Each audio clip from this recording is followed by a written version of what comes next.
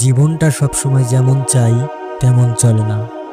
চেষ্টা করেও যখন বারবার ব্যর্থ হই, তখন মনে হয় হয়তো আমি কিছুই পারবো না। কিন্তু একটা কথা মনে রেখো, ব্যর্থতা মানে হেরে যাওয়া নয়। ব্যর্থতা মানে হলো শেখার সুযোগ।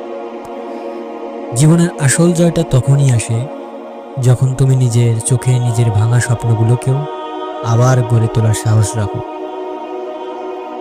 তোমার চারপাশে যারা সফল, তারা কোনো না কোনো সময় তোমার মতোই ব্যর্থ ছিল। তারা হাল না ছেড়ে আবার শুরু করেছিল।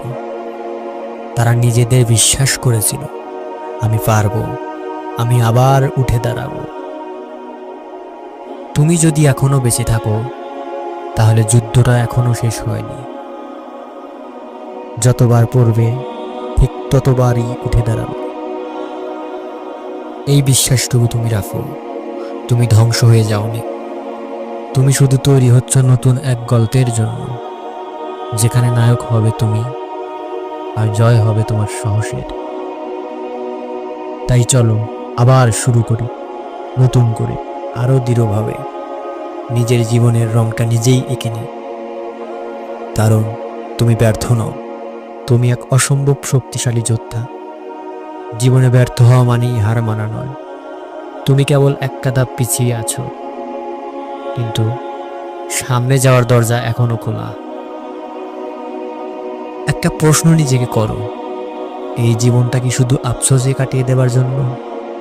ব্যর্থতা আসবে, কেউ তোমার পাশে থাকবে না, তোমার স্বপ্নকে কেউ বিশ্বাস করবে না।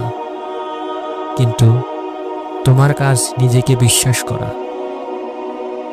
যখন সবাই বলবে তুমি পারবে না, তখন তুমি চুপ করে নিজের কাজ চালিয়ে যাও।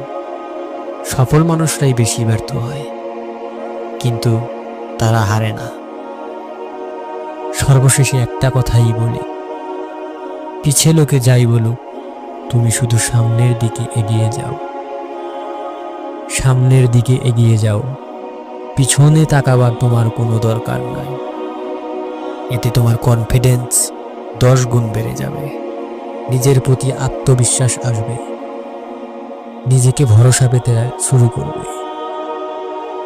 কিছুটা সময় একা কাটাও, এতে তোমার ব্রেনটা একটু চিন্তা করার সুযোগ পাবে।